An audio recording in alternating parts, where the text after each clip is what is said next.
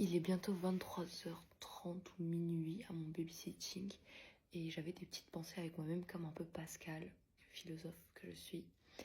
Et je me rendais compte, alors que sûrement il y a plein de gens de mon âge qui sont en train de faire la fête parce qu'on est vendredi soir ou alors qui révisent tranquillou chez eux, qui ont leur petite routine de sommeil. Et je me rendais compte à quel point la vie était injuste, que moi je suis obligée de travailler tous mes vendredis soirs quasiment parce que j'ai envie de me donner les moyens de réussir.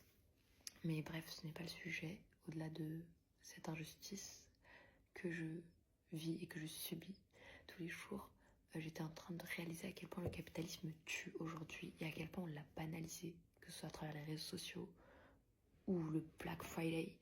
On ne se rend pas compte à quel point le matérialisme et le superflu ont fait une invasion dans nos vies, vraiment. Je vois toutes les meufs qui ouvrent les calendriers de l'Avent et tout, et en vrai c'est cool, même moi j'en ai reçu un et j'étais hyper reconnaissante d'en avoir eu que un.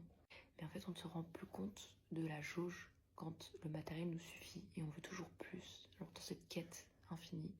Et c'est tellement stérile. On ne se rend plus compte que le capitalisme il tue et tous les produits qu'on nous présente, qu'on essaie de nous vendre, et ben c'est des produits qui dans tous les cas en fait influencent vous, ça influence derrière vos écrans à consommer.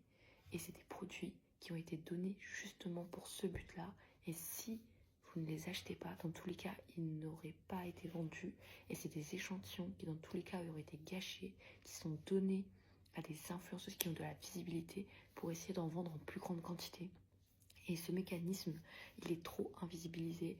Et il y a des populations hyper jeunes sur les réseaux sociaux qui se laissent avoir. Et en fait, si dès la jeunesse façonnée comme ça, bah, j'ai peur pour les générations de demain. Bref, c'était les pensées de Nimra.